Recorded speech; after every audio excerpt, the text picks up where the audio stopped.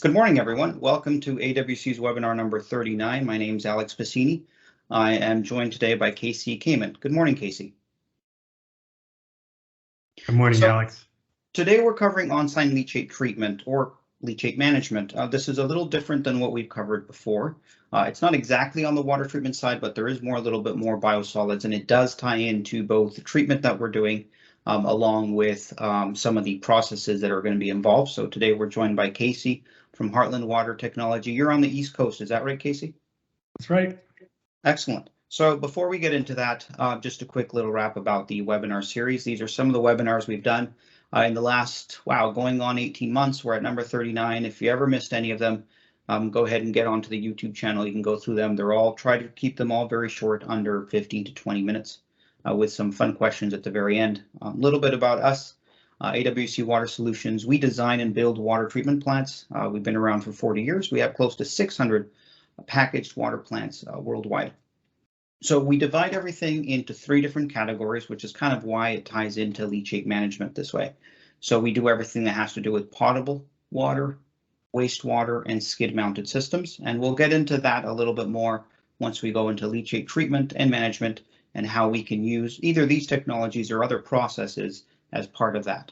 So with that, we'll go on to the presentation, and Casey, go ahead, take it away. All right, show my screen here.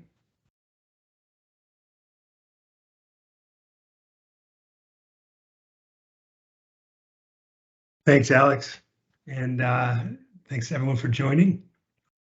We've got a little time today to talk about leachate treatment. For those who might not be aware, leachate treatment is leachate is the water that gets generated when it rains in a landfill. So water percolates through the garbage. You get nasty, sort of highly organic, very variable water that requires treatment. And we'll get into it, but the kind of 2 main options are to ship it off to somebody for third-party treatment or to treat on site. And so we'll be talking today about both of those and some of the nuances around on-site leachate treatment. I'm going to talk about a little bit about Heartland Water Technology, where my company, and then go into a little bit about the trends that we're seeing with our customers around leachate treatment and the move towards on-site treatment. And then get into a little bit about a particular type of on-site treatment, which is evaporation, and treating leachate with evaporation. Some of the considerations that you should have as you're thinking about on-site treatment, and then a little bit about the benefits and what we see as some of the reasons why some of our customers are choosing to move in that direction. After that, we'll have a little time for questions, and we'll move from there. So without going any further, I'll jump right in. A little bit about Heartland. So we're a company focused on this sort of treatment of challenging industrial wastewater. We've been in business since 2008, and we see ourselves as really focused on the intersection between industrial wastewater, the energy required to treat the industrial wastewater, and then when you're usually treating challenging wastewater, there's often a residual that gets generated, and there's a real science and some exciting stuff coming from looking at recovering resources from that residual. So water, energy, resource recovery, and that's really where Heartland focuses. We'll talk a little bit about one of our key products, which is our industrial wastewater evaporator. And we use a different approach. It's called direct contact evaporation, which enables us to operate in this challenging world of things like landfill leachate. It's been a good year for Heartland in that we entered into a partnership with a company called Baupost Group in February. It's an investment partner, and we're really excited about the relationship that we have with Baupost in a number of different ways. But one of the things that we'll talk about today is an idea of leachate treatment as a service, and our ability to really take the concerns of leachate treatment off of our customers. And I think we see a number of different folks offering this kind of a service to our landfill partners, and it's something that I think is something worth considering as anyone who might be jumping into this world. So with that, I'm going to jump into a little bit about the marketplace and the challenges that we see our customers having when it comes to leachate treatment. It's one of the most important and significant costs that any landfill operator has. Just as a fact, it's a significant cost. You might be surprised at the numbers that we see, but it can be anywhere from 5,000 and 10,000 gallons a day to upward of 400 or 500,000 gallons a day of leachate that gets generated in a landfill. And so it's a significant cost. And there's a significant number of landfill operators in the country today. We see about 60% of the operators treating leachate by shipping to a local POTW or wastewater treatment plant. And that can be a great solution, but there's a shift happening in the industry where people are more and more concerned about that outlet, the ability to work with a local wastewater treatment plant for disposal. And that's something that we see. We have customers calling, often new customers, once a month, even more frequently than that, saying, hey, my wastewater treatment plant has cut me off. I no longer can take my leachate to the source of disposal, which I've been using for the last 15 years or whatever. That happens for a number of different reasons. It can be because of regulations changing. It can be because of concerns about contaminants. We hear a lot about PFAS, perfluoroalkyl compounds, and concerns about regulations that are coming around PFAS and the strength of PFAS in leachate, and the concern that local wastewater treatment plants have of accepting leachate for that reason. But there's a number of different reasons why this kind of risk of disposal is increasing. But what it does is pushes landfill operators to think, I should really treat my own leachate. I should treat on site, and I want to have control over my own destiny. We hear customers say that a lot. With leachate treatment, I want to have control. I want to have cost certainty. I want to have disposal certainty. I want to be able to budget accurately. And so we see a lot of customers saying, I want to bring the treatment of my leachate on site and into my own control.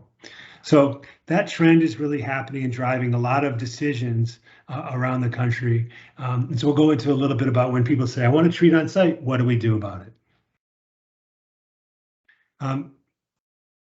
One frequently used option, and we'll go into a couple of them, is evaporation. So it makes sense, right? You have leachate being generated in the landfill. One way to treat it on site is to evaporate the leachate, concentrate the residual, concentrate the nasty stuff, and keep the sort of treatment of your leachate in your control. When you're working with evaporation, there's really simple. It's like two things in. There's a hot source of energy that's going to cause the evaporation. There's the wastewater that gets fed into for evaporation. And then there's two things out. You're going to have clean water vapor that is generated through the evaporative process.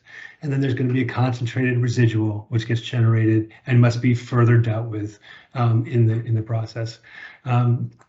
Evaporative technologies will reduce the volume of leachate anywhere from 85 to 95 or sometimes even higher percent, so that you're left with a very, very small volume of liquid that needs to be further treated. The approach that Heartland uses for evaporation is one called direct contact evaporation, where we're simply passing the hot gas over the wastewater, and there's no heat exchange involved that can foul up the process. And so the direct contact approach, we'll go into this a little bit more, is really important in its enabling us to operate in a challenging world of landfill leachate management. One of the things that follows from that is the ability to use various different kinds of thermal energy as the source for evaporation. So we can use a landfill gas flare to generate thermal. You can use exhaust from on-site engines and turbines. You can use methane or natural gas directly. And then there's other things that you can use to generate hot so that you can evaporate. So the idea of evaporation on site is a one form and an important form of on-site leachate treatment. So I'm going to give you an example of how that works, just to go into a little bit more detail of kind of to give you a sense of what we're talking about here.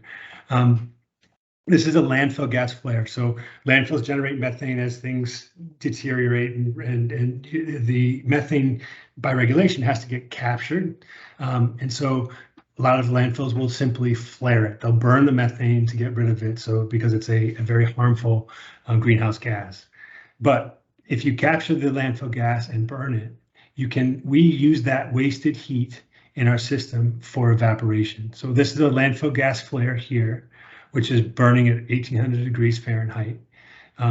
We've created a negative pressure in the system with an induced draft fan, which is the green fan in the bottom right of the picture.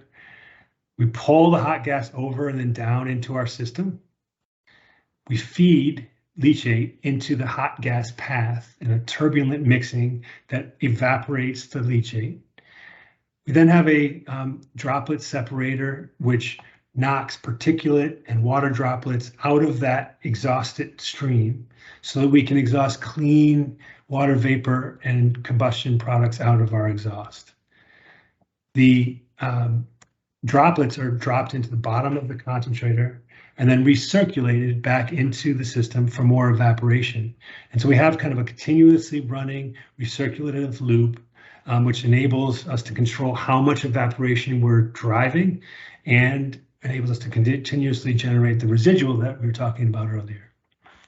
The jars on the right are an example of the concentrated liquid that we generate. And the evaporation, so the water's been evaporated off, we're getting more and more concentrated liquid.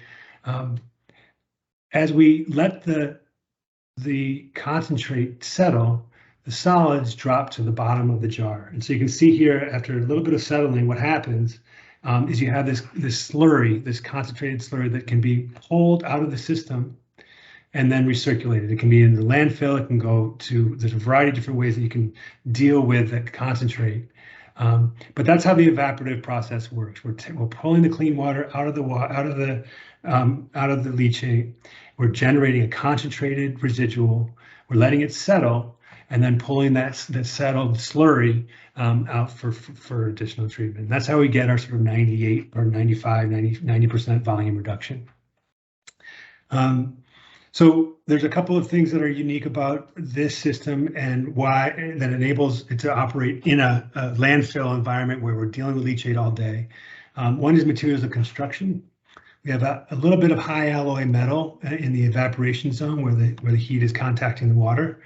And then the rest of our system is constructed out of fiberglass. So it's a very, very corrosion resistant, very, very robust system that can operate with corrosive, nasty leachate.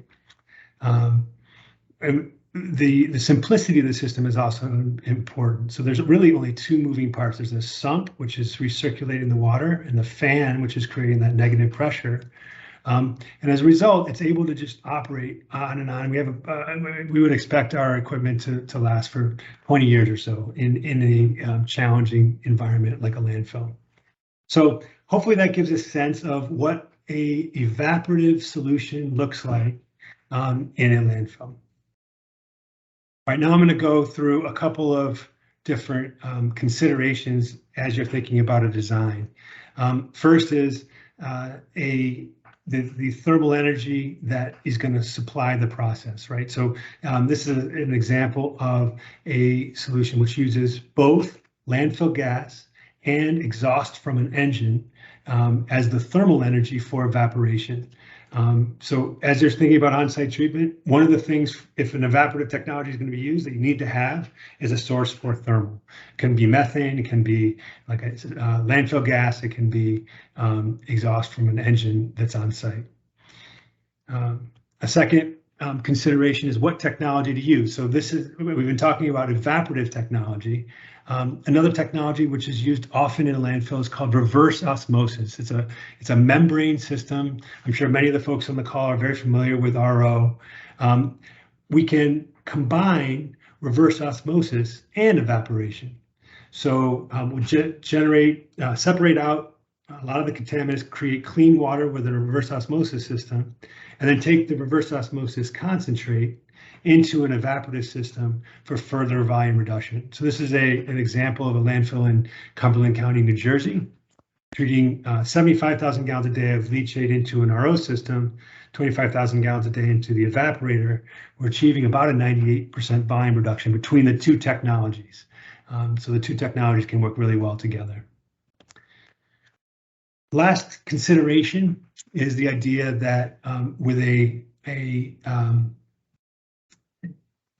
partner, certain landfills would much rather not think about leachate at all. And so in the past, maybe you've been hauling leachate to a local wastewater treatment plant. Now you've got to do something else. Working with a partner to implement a complete turnkey solution can be very appealing. From design, installation, operations, and full maintenance, that leachate treatment solution can take leachate off the table. There's no capital required, and there's no sort of ongoing maintenance and sort of the expertise necessary to run a leachate management solution. So it's not the right answer for many customers, but certain customers really have an aversion to taking ownership of leachate and managing the leachate on site, but they would prefer the certainty and sort of the security that comes with an on-site system. And so working with certain with partners to provide that certainty is an option. And then I'm going to just wrap up with a couple of comments about some of the benefits beyond the traditional, right? So for sure, there's cost savings associated with it. It's one of the biggest expenses. By treating on site, you can save costs. But the predictability that comes from knowing what that cost is going to be is a very important benefit. There's an environmental piece of this as well. This is a picture of a ribbon cutting at a landfill in New Jersey, where the operator pulled in people from the community at all levels of government to celebrate the fact that we're removing trucks from the road, that there's no longer going to be trucks driving through the community with leachate, that the carbon associated with those trucks is going to be removed. You're not hauling distances. In this case, it was 40 and 50 miles out of the state to treat the leachate. And so by treating on site, you're avoiding all those emissions. And there's just a general sense of benefit to the community by treating the leachate on site. Obviously, we've talked about it before, but the concept of controlling your own destiny and the security that comes from that was probably one of the biggest drivers. So that's really all I wanted to talk about. I wanted to open it up to questions to folks. I think that there are, a lot of our customers are really moving in this direction, and it's something that I'm happy to share. Excellent, Casey. That was really good. I have my list of questions right now. We've got some more questions coming in through the chat box, so maybe we can bounce back and forth. Let's take some of the ones that we have here in the chat. Give me a second. Let me pull them up. So the first one that we have here is from Bob. His question is, does this system work to separate propylene glycol from water, airplane de-icing solutions? Yes, we depending on sort of we may need a little bit of pre-treatment to help with that separation, but yeah, we can work with you. I'm happy to have that conversation, kind of look at your water specifically, and talk you through the process. Okay, another question here we have from Andrew. Could you mention the typical range of dissolved solids in the final concentrate? So the evaporator concentrate. Yeah, no, it's a great question, and it varies pretty dramatically. A consistent answer for an organic wastewater like leachate would be 300,000 milligrams per liter TDS. But depending on the incoming feed and depending on the treatment afterwards, our system has the ability to dial that up and dial that down very accurately. So we can, one of the challenging things about leachate is that TDS varies dramatically day to day, month to month, year to year, based on all kinds of things. What's coming into the landfill, how much it's raining, et cetera. And so the system will take varying TDS and output a consistent level of residual, and that level can be set based on whatever the subsequent treatment set might be. Right. Well, if anybody else has any more questions, you can go ahead and put them in the chat box. In the meantime, I have a couple here. It was interesting you mentioned about PFAS. There wasn't really a direct consideration for the PFAS, at least on my side. Now, rainwater typically has a lower pH, we know that, and so it would potentially have a higher leaching. So that means that you would have a higher PFAS concentration in your leachate. Right now, that would still follow the same process to go through, like, how can I say this? So if you've got landfills that would potentially have a higher PFAS leaching from the rainwater going in through your leachate treatment, does that mean that the solid waste has to be treated a little differently when you go to dispose of it, or is it still going through the exact same process through your evaporators? You know, that's such a great question, and it's a, you know, we could spend an hour talking about it for sure. I think a couple points. One is that absolutely there's high levels of PFAS in the leachate just by generation, by sort of what comes into the landfill. We'll typically see significant amounts of PFAS in most of the leachate that we run across. Landfills are a great place to keep the leachate. To keep the PFAS. It's not, there's studies looking at landfill liners and is there a risk of PFAS escaping? And the answer is pretty clearly no. So keeping PFAS contained in the landfill is a good answer. There's a lot of attention being paid to how much PFAS can be accepted by a local wastewater treatment plant. And so figuring out how to keep it in the landfill versus taking it to a wastewater treatment plant is one of the questions. And so there's a lot more to go into there. Would love to have that longer conversation. Maybe it's a whole different webinar, but but it's a great question for sure. Yeah, PFAS just brings up a whole nother set of questions. All right. Now you had mentioned that you're settling this out. Are you using any kind of flocculation in order to settle it out? There's a number of different options there. Flocculation is not usually one of them. We can solidify. We can work with different technologies to kind of further concentrate, and we can use there's different additives that we can add to the chemicals, to the residual for solidification if that's necessary. So there's a number of different things that we can do. Usually it's not been flocculation. Right. Okay. So there's a couple more questions in the chat and then we can wrap up. So one here, it says, is cogeneration exhaust a typical heat source featured in your systems? You mentioned engine exhaust, but not specifically cogen, which would be the most obvious, I would think. So yeah, and I'm trying to limit the topics, but we have a product, we call it CoVap, cogeneration for industrial evaporation. And so cogeneration is absolutely one of the primary focuses for us, whether it's in a landfill or in an industrial setting. We do a lot of work with reusing the waste heat from engines in a traditional cogeneration application, which actually can qualify for cogeneration credits. And so there's a lot again in that question, but I didn't go into very much about our cogen solution, but absolutely that's a lot of where we focus. Okay, and two more questions. We're going to keep them short. Is an energy intensive solution, would you prefer alternative low energy technologies, example membranes, or do the bulk concentrations separate before feeding to your direct concentrator? That one makes sense?